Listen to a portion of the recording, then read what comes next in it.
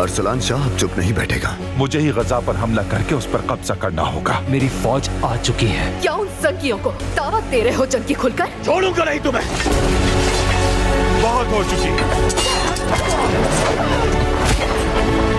सुरैया की जान खतरे में, हमें उसे रोकना होगा। जल्दी चलिए। मुझे बेवकूफ बनाने का हिसाब चुकाओगी तुम सुरैया। सलाहुद्दीन! सुरैया